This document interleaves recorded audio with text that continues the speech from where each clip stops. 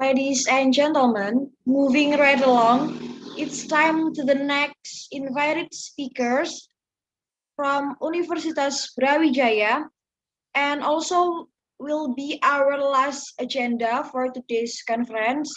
Please welcome our moderator, Kristiadi Pangrip Astrada. Time is yours. Thank you, Ms. Vita. Thank you, Komita, for having me as a moderator today. And we will begin the invited presentation from Universitas Brawijaya. We will have 4 presenters, and they're all my friends. So for the first speaker, we will have Hilda Triyaswati. She participate in Kampus Mengajar Batch 1, and also she is a presenter research paper in Undergraduate Conference in Sanata Dharma University.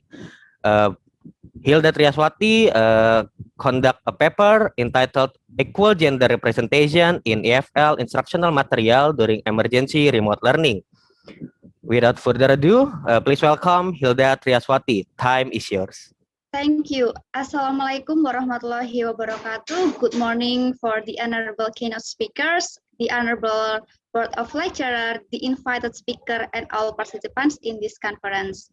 Thank you for giving me an opportunity to present my research paper that has been accepted and presented in Sanata Dharma University with the title Equal Gender Representation in EFL Instructional Material During Emergency Remote Learning.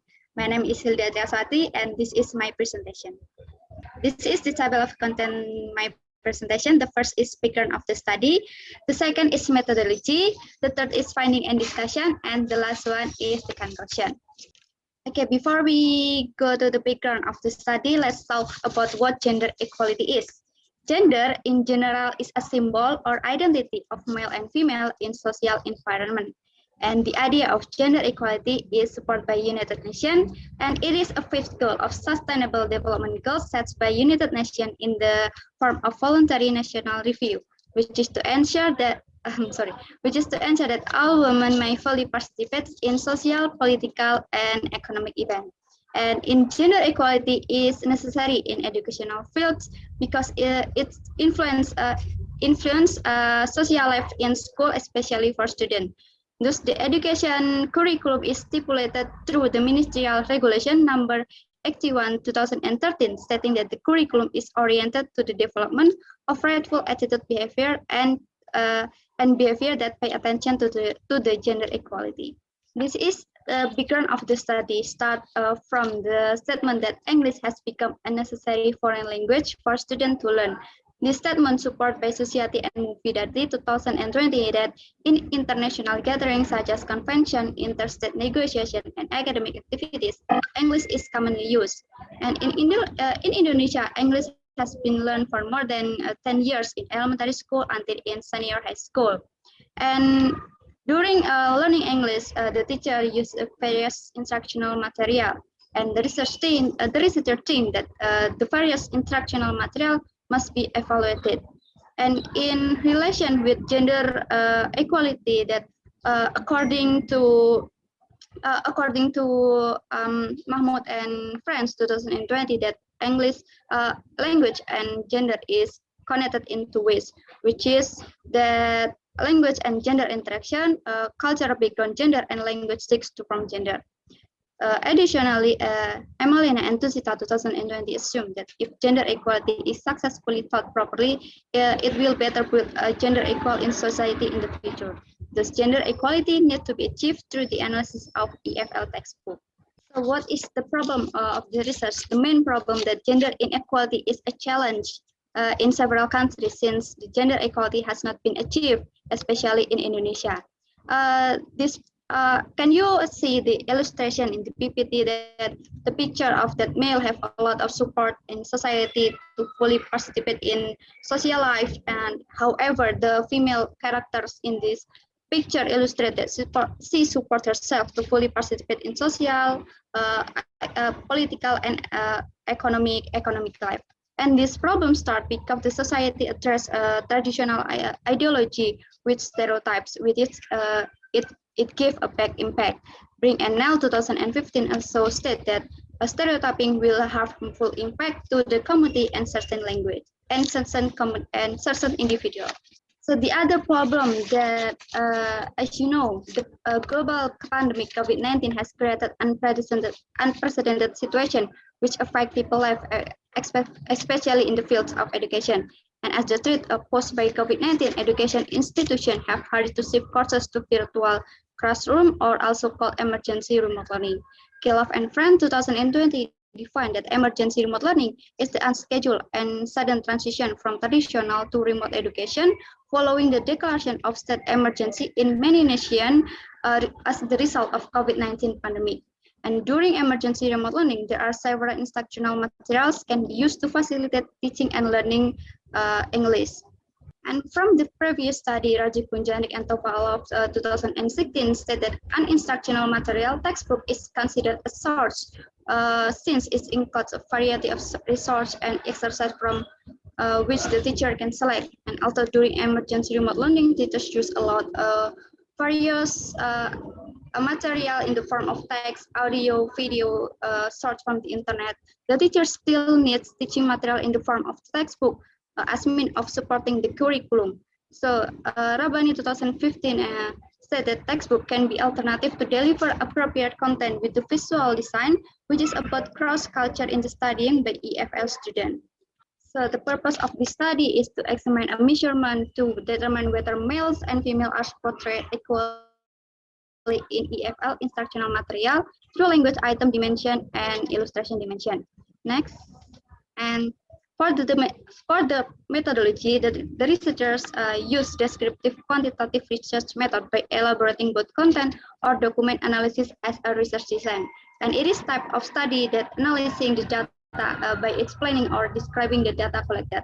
And the sample is English textbook grade 9 secondary school that contains 11 chapters published, revised in 2018. And the instrument is textbook evaluation checklist containing the theories of 10 experts that can identify aspect of gender perspective analyzed in the language item and illustration dimension. So this is the first dimension, language item dimension, according to 5 experts, namely Cohen and Menon, 1992, Dominguez 2003, Poreka 1984, Stockdale 2006, and Hall 2014. That contains 5 subdimensions. The first is the name of male and female characters mentioned in transactional interpersonal text. For example, he, she, Udin, Lina, and etc. And the second subdimension is occupational role that relate to people who work in certain profession mentioned in transactional interpersonal text. For example, a singer played by female character or police played by male character, and etc. The third is amount of talk refers to the male or female individual who engages in discussion in a dominant manner. And the fourth, male and female domestic role are discussed as well as who become the participant in social activity or social event, for example, father, mother, daughter, sister, and etc. And the last one is a firstness, refers to who speaks first in transactional interpersonal text. Second is illustration dimension according to 5 experts, namely Noval and Kowar 2015, Savik and Has 2014, Garbavi 2012, TG Group 2006, and June 2014. That contains 3 subdimensions. The first is this name of male and female characters appears in the picture. The second is occupational role related to people who work in certain profession in the picture. And the last one is male and female illustration in the picture that do domestic role. Next.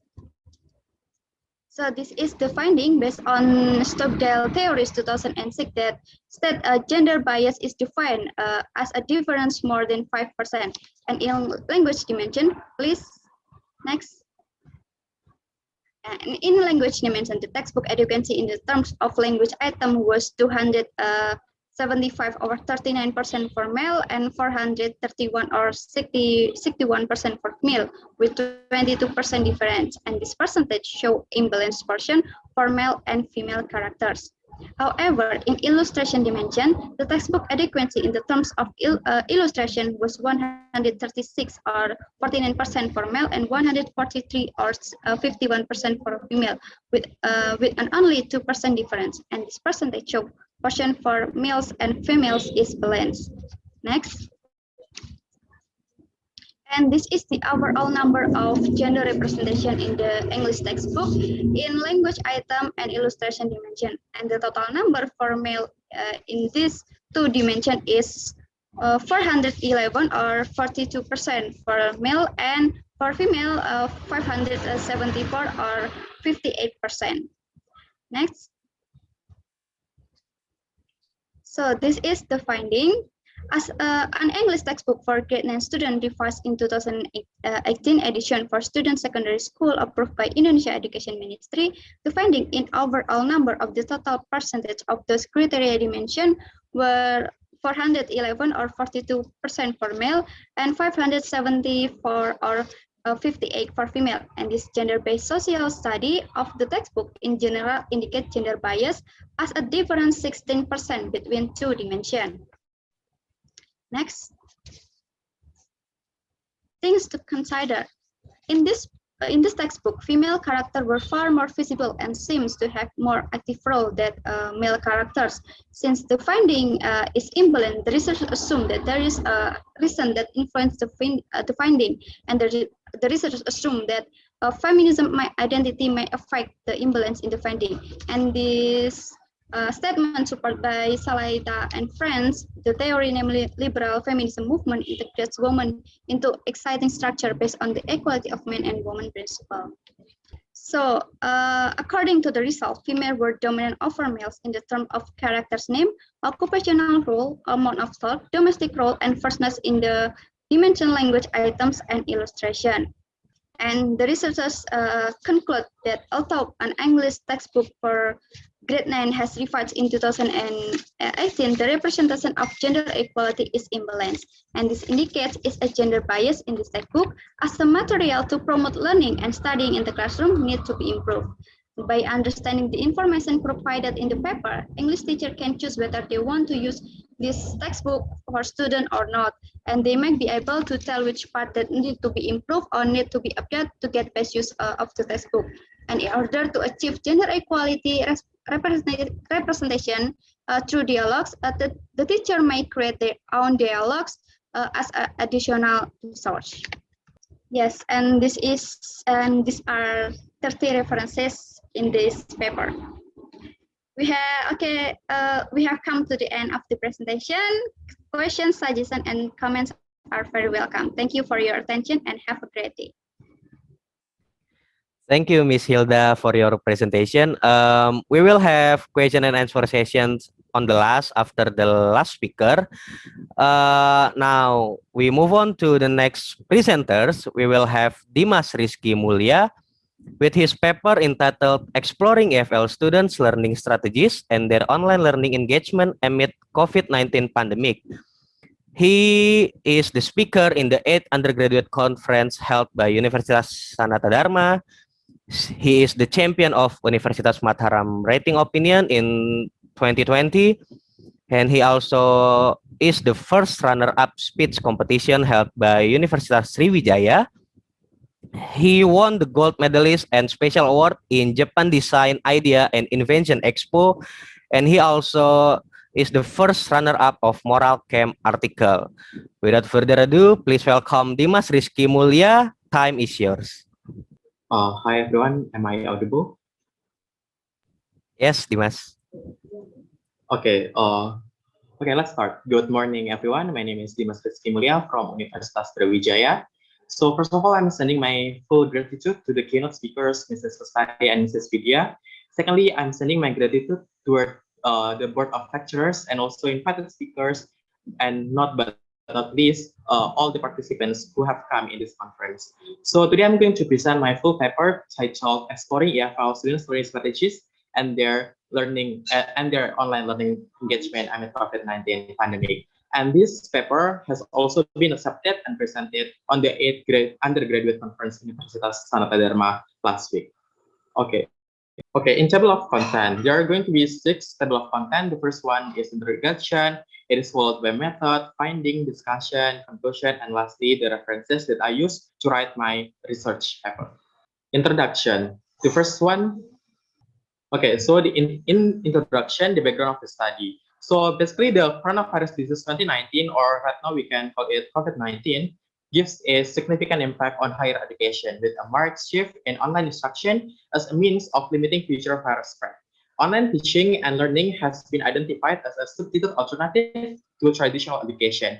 Many teachers and students were concerned about the impact of rapid shift to online education and the teaching and learning processes. Students of all ages have been affected by these fast changes on such a fast scale. Continued illness spread, travel ban, and the termination of higher education and educational institutions as general across the country are predicted to give more substantial effect and also impact on EFL students' learning strategies and engagement. Secondly, in general, COVID-19 pandemic has had a more detrimental impact on students from the lower socio-economic background as stated by Ojeko et al. 2020. Moreover, 1.5 billion students are currently disadvantaged by essential education throughout the world, as stated by Lee 2020, which has a negative psychological influence on their well-being. Adjustment in regular routine, such as absence of outside activity, altered sleeping habits, and group isolation, have also had an impact on students' mental health. This condition may affect true EFL students' engagement in learning. Furthermore, the willingness of EFL students to attend online learning method in situation of COVID-19 pandemic was strongly impacted by preparation for the online teaching and learning experience. Research done to observe the experience in the online learning method experienced by EFL students in Kingdom of Saudi Arabia done by Shafak et al. 2020 discovered that the students were amenable in getting an information about education in online teaching and learning setting. Therefore, the purpose of this study is to establish a causal association between EFL students' learning strategies and also their online engagement. The research method. So by design, the study is a literature review. As a result, it was carried out by looking through the books and also scholarly publication for summaries, description, and overviews of the research. A literature review is designed over an overview of sources and a certain issue in order to demonstrate the contribution of linkage of current research of a wider study. Okay, after doing that research, there are going to be 4 findings. The first finding is that team-based strategy. Learning online with a group can have a number of advantages, including the improved course achievement and increased students' commitment, motivation, and also social interaction, as stated by Barak et al. 2020, Zhu et al. 2018. Communication among geographically dispersed students can be decided in richer and contextual educational background, as stated by Kulkarni et al. 2016, as well as exposing students to the ideas and perspective of individuals from diverse nations. Online collaboration and teamwork can be beneficial since it exposes students to a variety of global views and current concepts, as stated by Barak and User 2019 and Watet and Barak 2018. This can help to influence the development of new ideas and also unique learning result. However, research done by Feng and Ye 2013 pointed out that instead of the team-based strategy, there will be a boundaries. Therefore, instructors need to lower the boundaries. To solve that, Henry et al. 2016 suggests that social connection and discussing particular difficulties among the team can also build more bonding among the students. Wang et al. 2019 also added that students can use Microsoft Teams to build that chemistry. Next, please.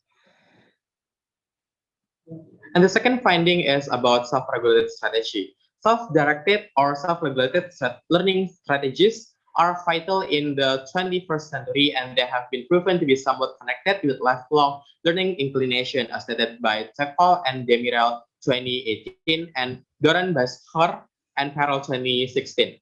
They also conducted a research that and found that the moderate self-regulated students and motivation achieve more benefits in doing self-regulated strategy rather than low self-regulated strategies. Broadband 2017 stated that time management and adjustment technique utilization are factors to be considered to achieve cumulative achievement in online learning. In solving low self-regulated students and engagement, Broadband done a research. Broadband in 2021 done a research. This suggests that instructors can encourage students to utilize study journal and also prepare short, medium, and long-term notes in helping them for the management skill. It is also supported by Chang and C 2021 that stated EFL students with academic procrastination can be helped by instructors to incentive an internal belief and also scheduling. Okay, so next. And the third finding is gamification strategy. Budori and Hamad 2017 defined that gamification strategy as a strategy of meeting management, engagement, and exercises to provide background, involvement, and motivation similar to things found in video games, with additional learning process and aim to influence student performance. Gamification strategy can benefit students by giving assistance to them in focusing the material given and learning strategies as stated by Aguiar Castillo et al. 2020. It is also supported by Eleuc et al. 2020 that stated gamification can help students in engaging in challenge-based learning material given by their teacher. However, Cecela et al. 2021 highlighted that the gamification improves competitiveness rather than the collaboration among students that link into their low engagement to online learning. And the last finding is about student engagement. The term student engagement refers to the student's personal dedication to study, as stated by Frederick et al. 2004. It highlights the crucial criteria for student study and discuss by capturing the capability of students, of the student engagement, student dedication, and their entanglement. He added that the aspects of students' engagement have an interaction impact. That means they interact and operate people's behavior at the same time. Knowing that students' engagement is low during online learning, as it was found by Chan et al. 2021, and in improving student engagement amid COVID-19 pandemic, it is therefore the model hypothesis of causal relationship among learning strategies mentioned above, and student engagement is stated as follows. Okay, so this is a figure of model hypothesis of causal relationship among team-based, self-directed, self-regulated, gamification, learning strategies, and students' engagement. The three tactics mentioned above have a major impacts on student involvement. This is accomplished by employing any strategies that are appropriate for their needs and personalities. Learners will reap several benefits in learning when the strategy that are used and also given by the teachers is matched, and also in the end of the day, it will be their full potential. As a result, students will obtain good result in language learning as evidenced by their capacity to grasp and also utilize the language in all types of communication. After the finding, and here is the discussion. In searching the tentative answer of that prediction that I have mentioned before, the hypotheses are constructed as follows based on the current indication and various theories derived from the finding in study on the analysis of possible relationship between EF learning strategies and their online engagement.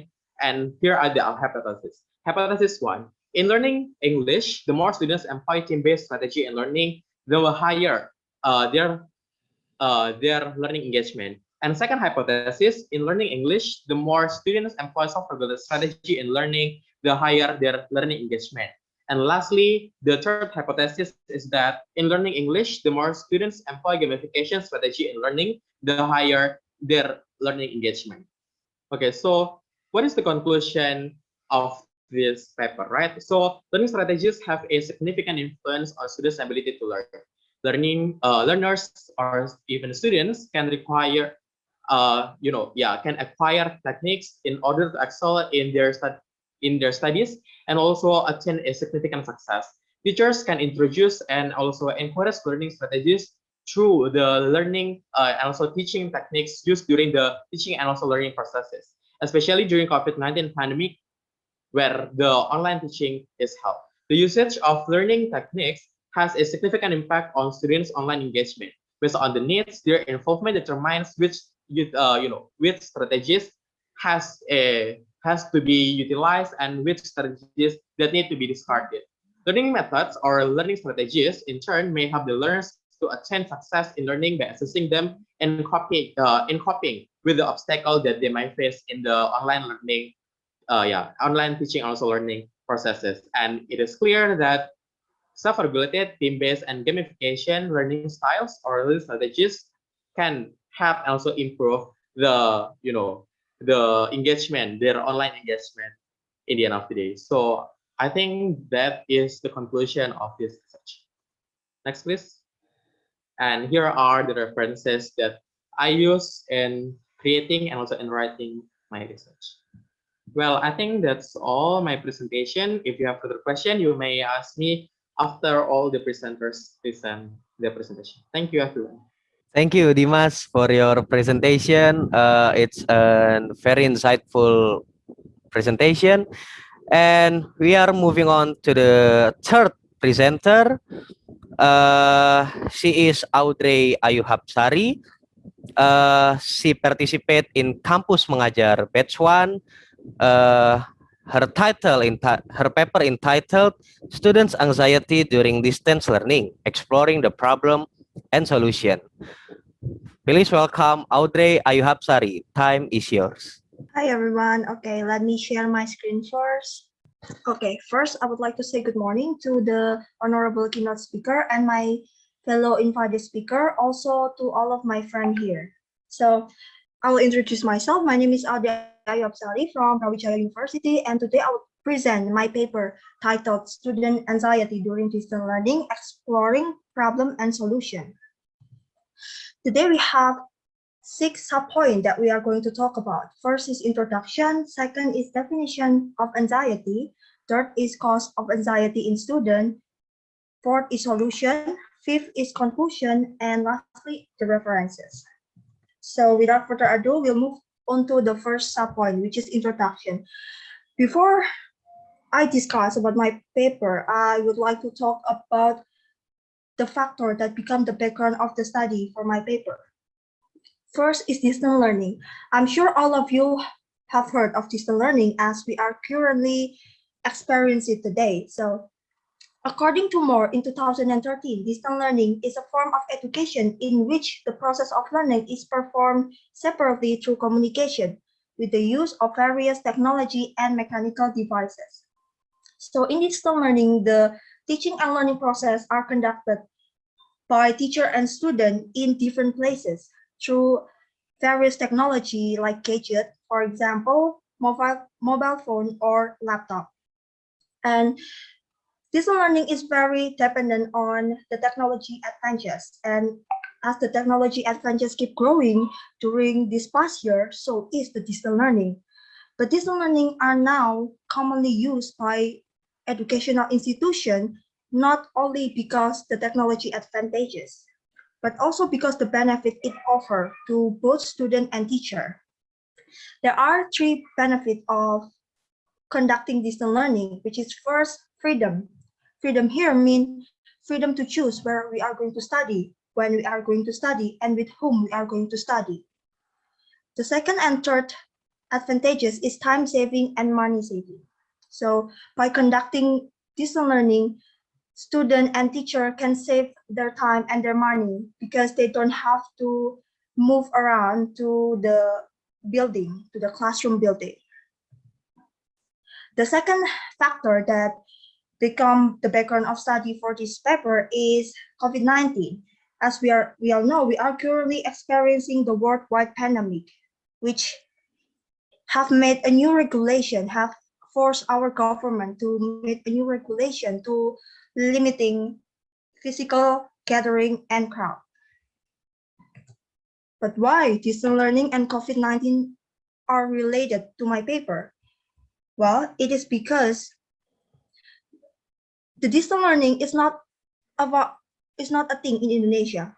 It is conducted by a lot of institutions, but in Indonesia, it's still not widely used because in Indonesia, we have a few problems that limit us from conducting distance learning. For example, financial problem and the limitation of sufficient devices for conducting distance learning. So therefore, Indonesia is not familiar with distance learning, and many schools in Indonesia still use the traditional way of teaching and learning process.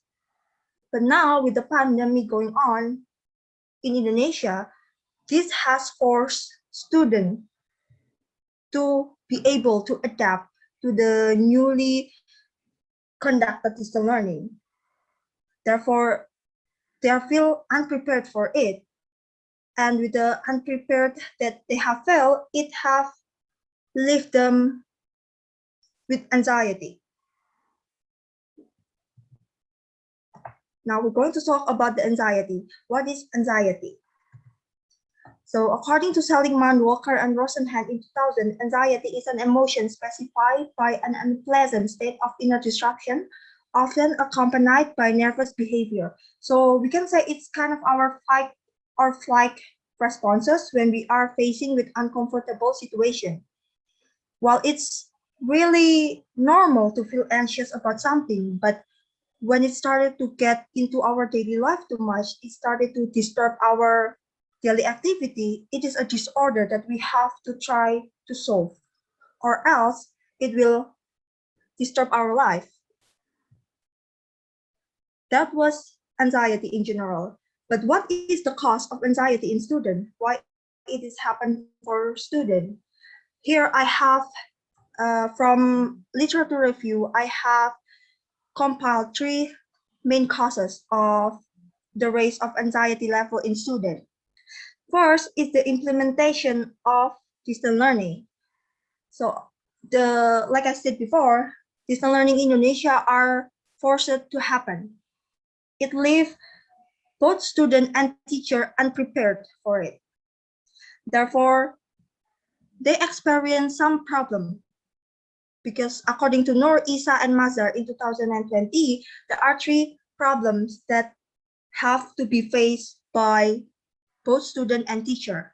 There are student-related problem, teacher-related problem, and technology-related problem, which is very crucial because distance learning are very dependent on technology.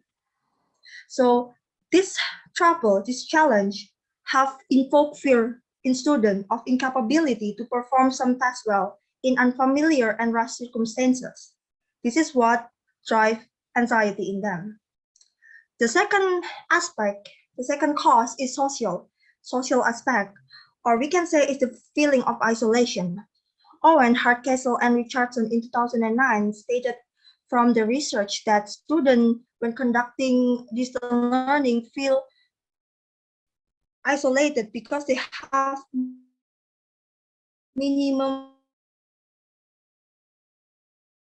face-to-face interaction with the fellow student and to share their burden with.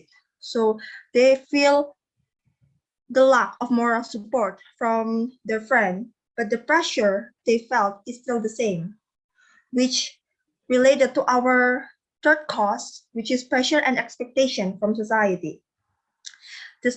This factor can be said as the main reason of the anxiety level, especially in Asian households, Indonesia included, because as we know, the stereotype of strict Asian parent may not only be a stereotype, because according to Soo-young Kim and Vivian Wong, Asian parent tends to raise their child with the principle of Confucius teaching, which he believed that a person does not become a competent human being unless educated through deliberate effort. So this principle have been pushed from generation to generation and made parents to be very strict of their children's education. And in return, they have higher expectation. So from inside, there is family that pressuring them, and from outside, the society is also pressuring them. And this pressure from both inside and outside will pile up even more and create more anxiety in students. Then what is the solution? What can be done to solve this issue? Well, there are 3 solutions. First is for teacher, then for teacher and parent, and lastly for student. For teacher is guarantee and creativity. Guarantee here means that teachers should give their student guarantee by making sure that they have reliable assurance for their learning process. Therefore, before student, teacher have to have the mastery of the media and have good digital literacy skill. And for creativity, teachers are required to be able to innovate and to design learning media by utilizing online media. So they can make the teaching and learning process more enjoyable and less stressful for the student. The second one is team approach by teacher and parent. So teacher and parents should collaborate with each other.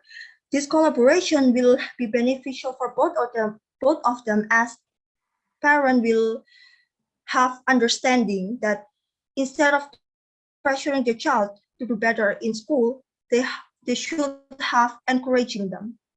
And for parent and for teacher, this is beneficial because teacher will know what is the student quirk and what is the source of their stress. So teacher can find a way to can twist their way to find something to avoid that. The third solution is for student. It is self-soothing. So in this solution, students are encouraging to find their own self-soothing technique because some students may feel relaxed when they are listening to calming music. Some of them need meditation. Some of them need breathing technique. It's different between each student. So teachers should encourage students to find a way to calm their nerve during the whole process of distance learning. So that is all for my discussion in my paper. And the conclusion of the study is that the sudden and uncertain distance learning is very difficult experience for students as they may suffer from anxiety. And teacher, parent, and student should all work together to solve this issue because the root of the problem is not something impossible to be solved. Finding a way to be able to conducting a fun and enjoyable classroom while still delivering the object of the study should be taken seriously. This is the references I use for my paper. Thank you. All right, thank you, Audrey, for your presentation. We will move to the last but not least presenters. We will have Muhammad Ilyas Abdullah with his paper entitled The Implementation of 21st Century Reality in Curriculum 2013, Challenges, Expectation, and Reality.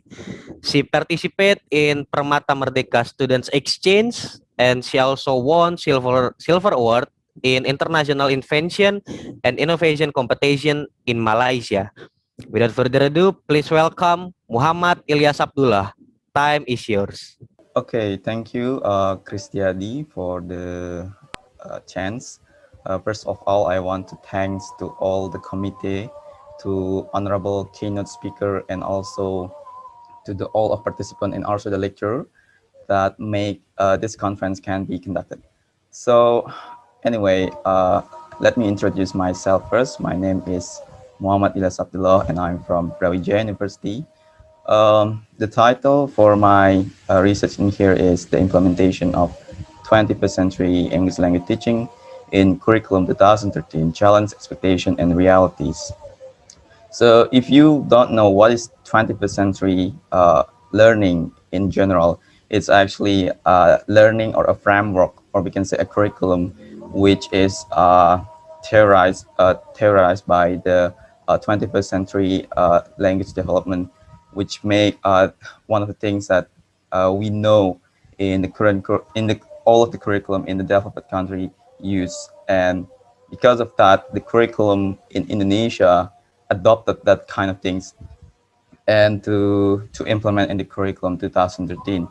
We know also that in curriculum 2013 there are three fundamentals in the implementation. The first one is character, quality, basic literacy, and competency. But in here we are going to focus only on the English subject to see what is the implication, the issues, and the problems in the implementation of English subject in curriculum 2013. Next. So in here, the reason why I conducted this study is because my curiosity about the English curriculum in 2013, and when I searched all of the research which relate with the English curriculum 2013, I see that a lot of study mention about the problems and the challenge in the implementation. So because of that, and I want to broke that into this literature review to collect all of the what's the major challenge in the implementations, in the practice, and also identifying the issues in the implementations. With that, I want to give a suggestions and improvement for our future curriculum based on the literature review that I collected.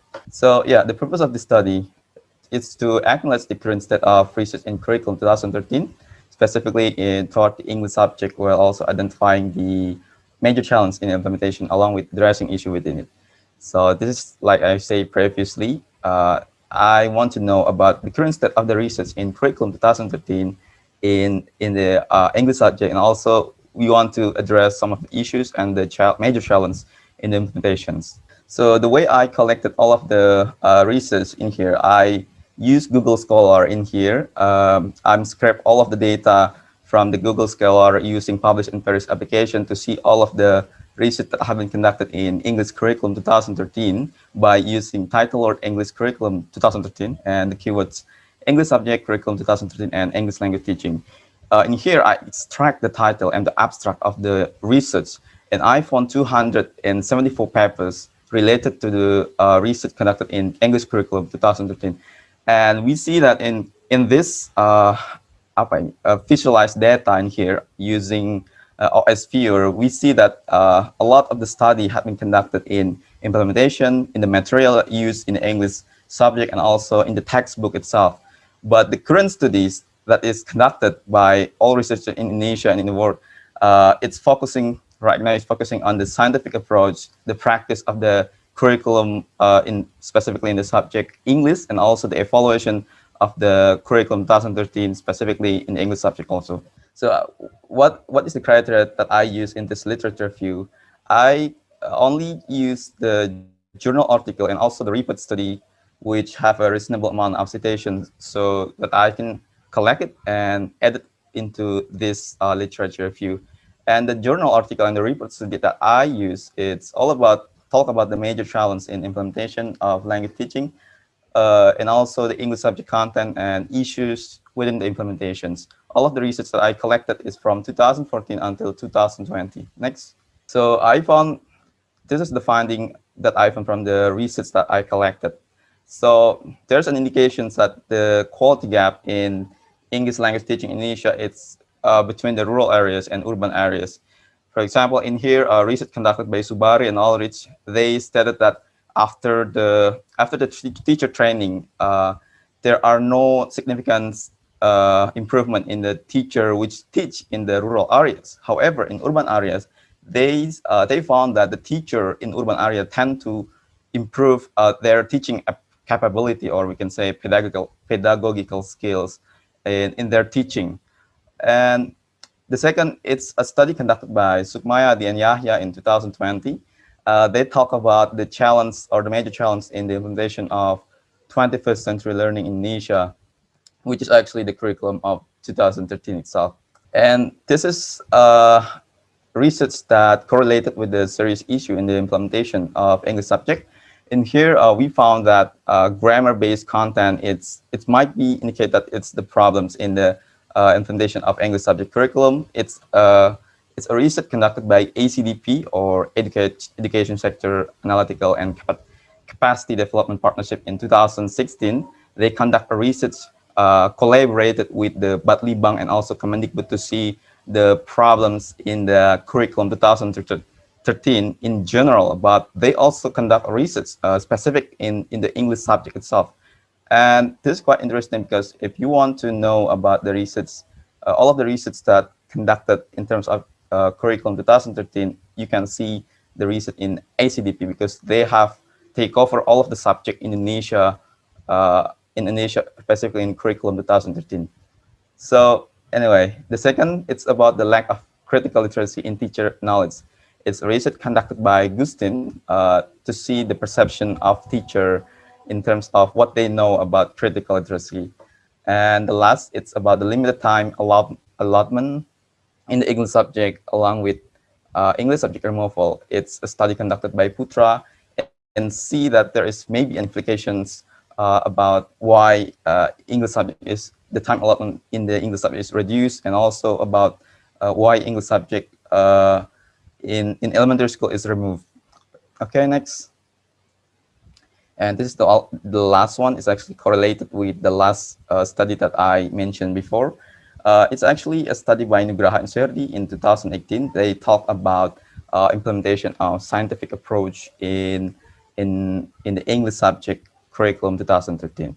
So we found that from all of the study, from all the research that have been conducted, the major challenge in the implementations of English subject in Indonesia, it's due to the fact that there are quality gap in English teacher capability in urban and rural areas. We found this from a research conducted by Subari and Audrey, which I mentioned previously.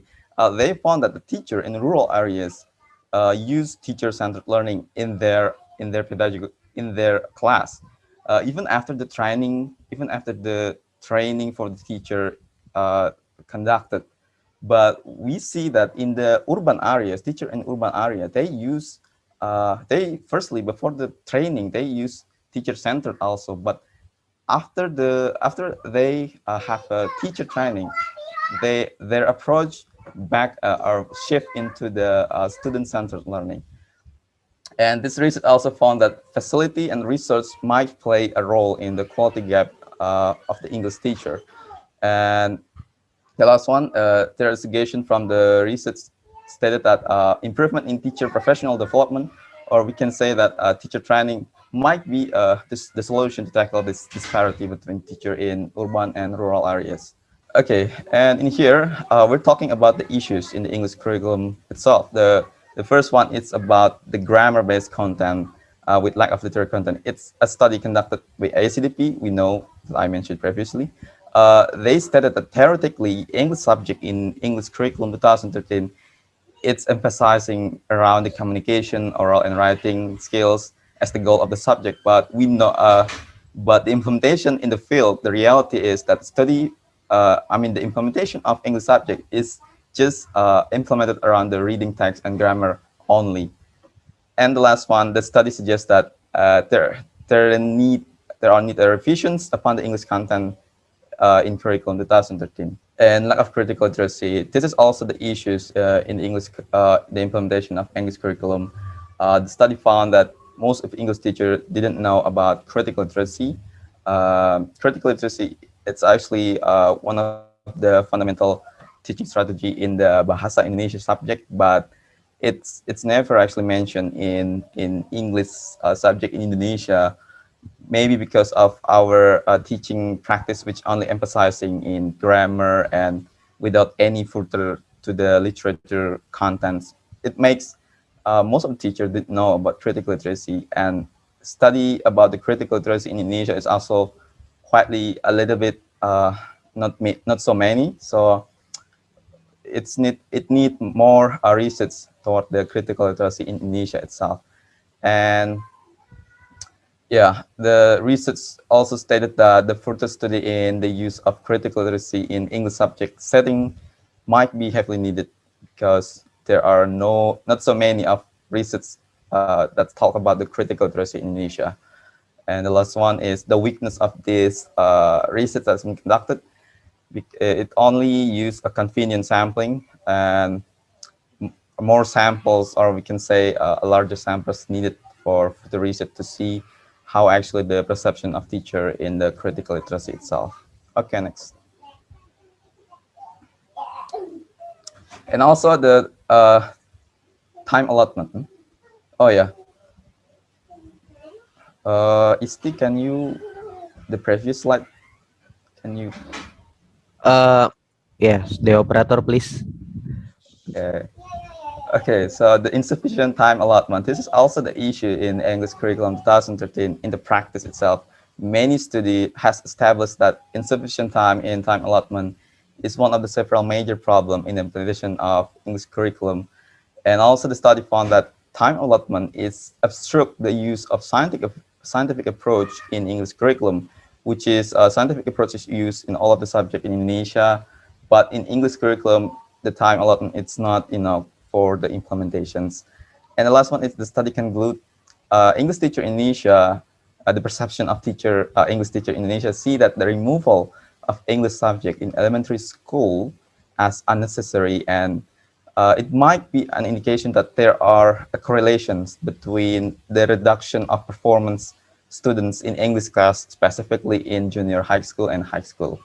So the implication for further study in English curriculum, we need to see study develop the models of professional development program, or we can say a training for the teacher, which accommodate or which help the teacher in rural areas to fit the classroom, or maybe we talk about the pedagogical that suit in rural areas. And also further study with large samples is needed to see the teacher perception and the implementation of critical literacy itself in different setting and level in Indonesia. And the last one, it's about further study is to see the long-term effect of English subject removal. Might need to see, is there any correlations between uh, element, elementary level school removal toward the English performance, reduction of English performance in junior and high school level. Okay, next. So the conclusion for my conclusion and suggestion for my literature review, there are 3 points. The first one is the major challenge in the implementation of curriculum 2013.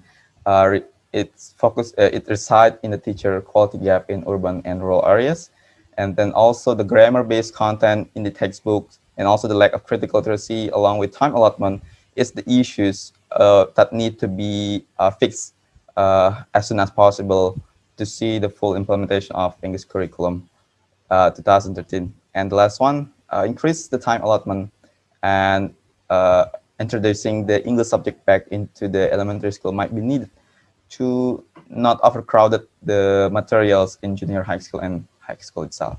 Okay, and this is the reference that I use for my literature review. And I think that's all for my presentations. Assalamualaikum warahmatullahi wabarakatuh. Waalaikumsalam warahmatullahi wabarakatuh. Thank you, Ilyas, for the presentation. Thank you for all the presenters for having the presentation of your article. And now we are moving to question and answer session. It's around 20 minutes.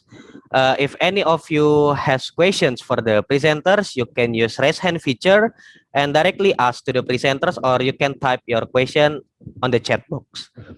Okay, so the first one is Cahyaning Imani. You can unmute yourself and ask the question. Thank you. Okay, my name is Chayani Mani from Seminar on ELTD. I want to ask question to Dimas Rizki. So, according to my experience, when we gamify the materials, students tend to be more competitive and less concerned to their material. So, in your opinion, how do you make sure that students are focused on their materials given when we use gamification strategy? Thank you. Thank you, Cahyaning. Dimas, you can answer the question. Thank you, Cahyaning, for your question. So, in my experience in teaching and practicing directly in my co-teaching course, when I gamify my materials, when I use Kahoot and quizzes, for example, most students are very competitive. They try to be the best. They try to be number one. They try to be on top. And I think that it is same, and it is, I have stated it previously, and I think that it is good because they are engaging to the material. It means that their engagement to online learning is high. So I think that it is important because the initial process and stepping stone to understand the material, and also, yeah, it is great. So the question that you asked is that what should teachers do when their students are really enjoying the games and not the materials? So I think that after the gamified material have been finished, you can have evaluation and also assessment. You can show the result on Kahoot, or even the Kahoot, or even the quizzes, for example. You can show the result, you can point what question that have the wrong answer the most. You can also show what questions that have the correct answer the most. In having the evaluation and also assessment, it is indirectly give them, unconscious effect and also thinking for your students. It is indirectly, reminding them that right now they are still learning, and so from that your student will not forget that they are now learning, not playing the games. So I think that is my tips, and that is what teachers should do. Thank you, Chani. Is it answering your question, Cahyani? Yes, it is. Thank you, Dimas, for All answering right. my question. All right, thank you, Dimas and Cahyaning. We move to the next question. Actually, there are many questions on the chat box. Thank you for your participation. We have questions for Hilda from Mirza Ica Aulia. The question for Hilda, as we know, there are still many EFL textbooks that still gender biased, both commercial and non-commercial. In your opinion, how can this gender bias can be reduced and how to educate the students about equal gender? Thank you, Ica. Hilda, you can directly answer the question. Yes, thank you, Isti and Mirzaya. The teacher can add the additional material if the textbook use the contains gender bias in them. For example, the teacher may create a dialogue between boys and girls so that there is no gender bias during class learning. Or the teacher can add the material related to work that can be done by women and men in the future. For example, a boy can be a nurse in the future, or a boy can be singer in the future, or a girls can be architecture in the future, and a girls can be a doctor in the future. Uh, it's a teacher what is teacher responsibility to create that if the textbook the teacher use still indicates gender bias, so a teacher must be give additional research to give the idea of the gender equality representation in the school life. Is it answer your question or? How is it, Ica? Is it answering your question? Okay, thank you, Ica, for the question, and thank you, Hilda. Next, we have questions also for Hilda from Basma. What can we do as future teacher to change the students' perspective towards the gender representation in the book? You can directly answer, Hilda. Okay, thank you, Basma, for the question. In the as a teacher in the future, we must to give knowledge to the student that men and women have same rights and obligation. For example, when during in offline learning or in a classroom with the teacher giving direction to the student that all students must participate in the activity, or in, for example, boys can sweep the floor and girls can mop the floor. And uh, it is a small example. The implementation of gender equality that teacher can do in the school environment.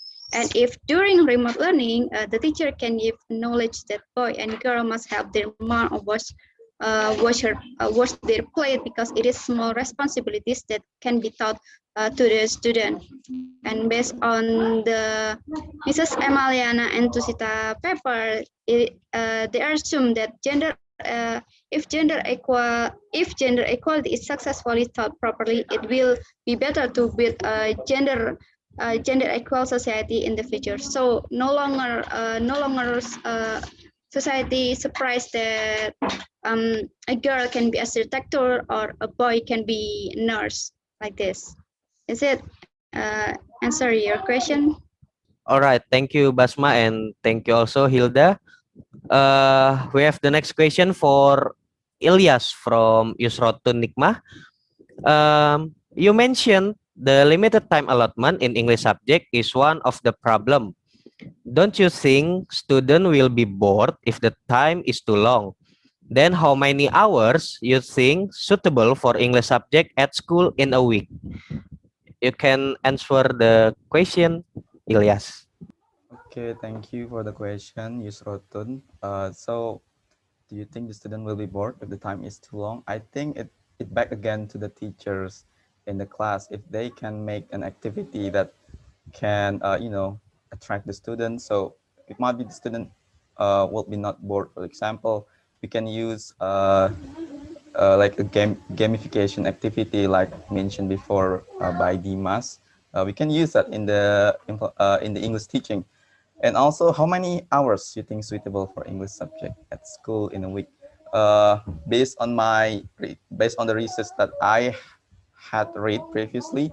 For example, like Putra, they stated that 4 hours a week is the recommended hours for teaching English.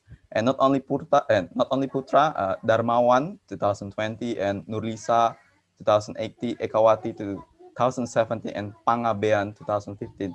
All of that mentioned that 4 hours, 3 hours until 4 hours is the recommended time for the implementation of language teaching in curriculum 2013. I think that's all my answer.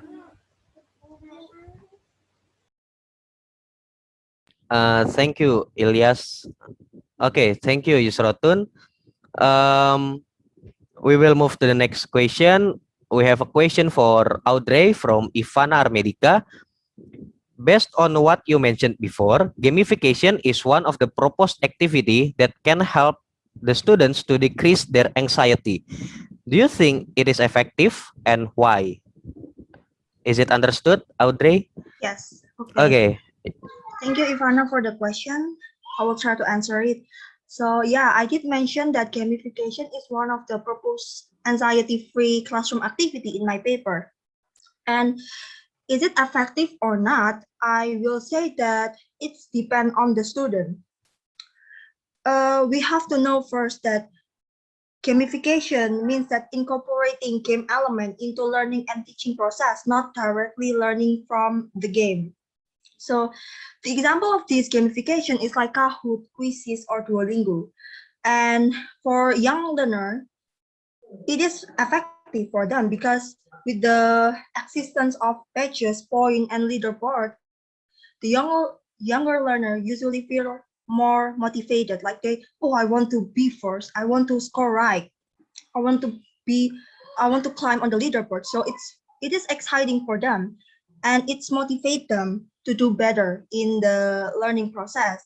And for more adult learner, maybe it's not as exciting as it is to young learners, but it's sure enjoyable for us too. Like instead of just doing some long boring essay, when we're doing our assignment in quizzes, we feel more excited. It feel more enjoyable and fun.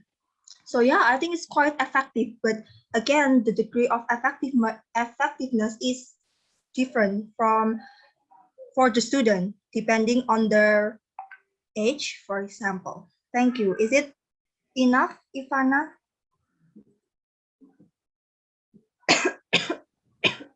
All right. Thank you, Ivana and Audrey also. We move to the next question. It is from Baik to Audrey again.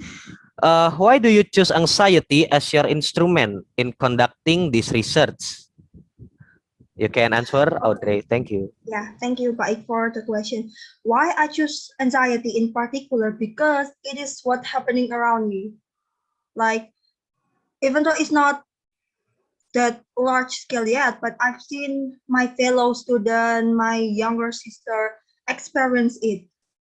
They are feeling anxious and stressed about their distance learning. That's why I feel the need to talk about it. And because in in previous study of distance learning, it's only talk about the media, how we can use distance learning well, but it is never mentioned what impact it gives to students. So that's why I choose anxiety as one of the instrument in conducting my paper. Is that enough, Baik? Okay, thank you, Audrey. Thank you, Baik and Audrey.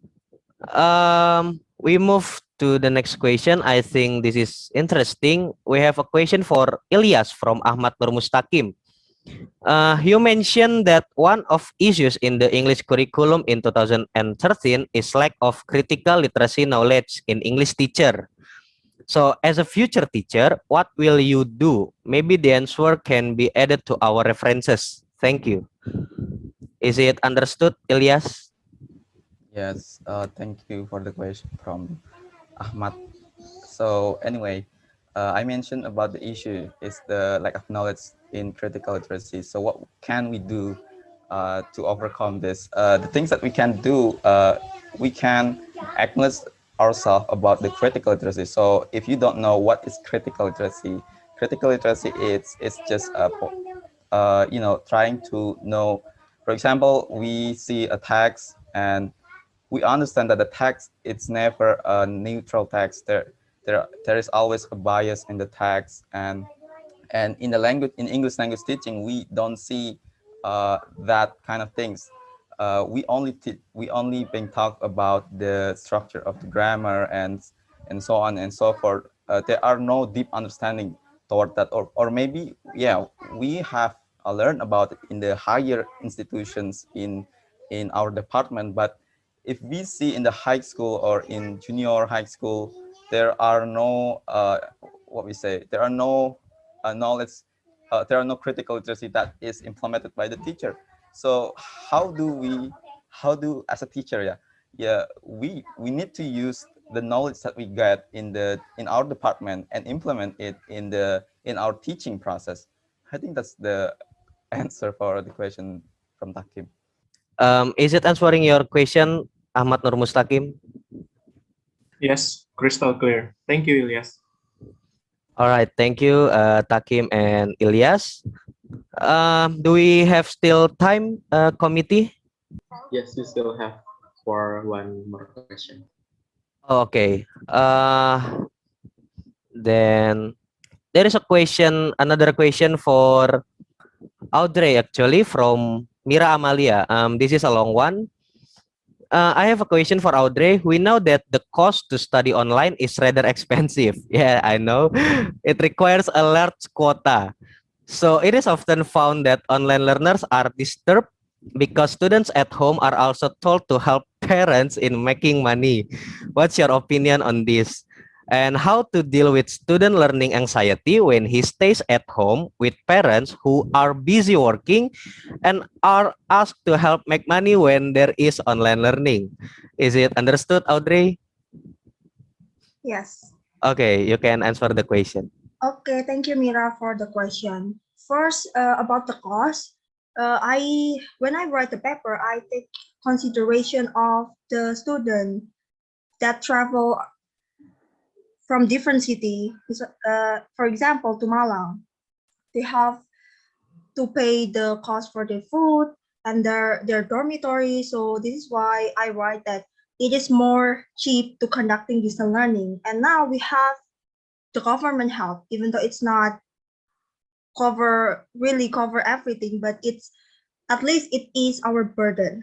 While for the second question about parent that asking their kids to help them making money, this is why I put in my solution that collaboration between parent and teacher are very needed in this. So in this way, it's not only to communicate, but to give parent understanding that students still have the responsibility as students. They still have to conduct their education. They still have to do their assignment. So with the collaboration between parent and teacher, I hope that parent will understand that even if it's very not possible, means when the parent really needed their child help in making money, for example, maybe they can be compromised between parent and teacher. For example, for the certain subject, the teacher didn't have to do it at the certain time. The student can do the assignment on that day, not in the certain time, because they have to help their parents. So I hope this collaboration will also produce a compromise between the teacher and student. So parents know the student responsibility in school, and teacher also know the kid situation at home, like that. Is this answering your question, or do you still have anything in mind, Mira? All right, thank you, Audrey. Okay, thank you, Mira, for the question and Audrey for your answer. To all participants, I apologize that this is the end of the presentation. I apologize that maybe your answer or your question hasn't been answered yet by the presenter. You can directly ask the presenter after this event, and maybe the presenters also can take a note for the question who hasn't still answered for this time. Thank you again. I'm sorry if I did any mistake before. Thank you for all of your participation. This is lovely and this is great. Uh, Thank you for the chance. Thank you for the presenters, and see you when I see you. Thank you, Vita.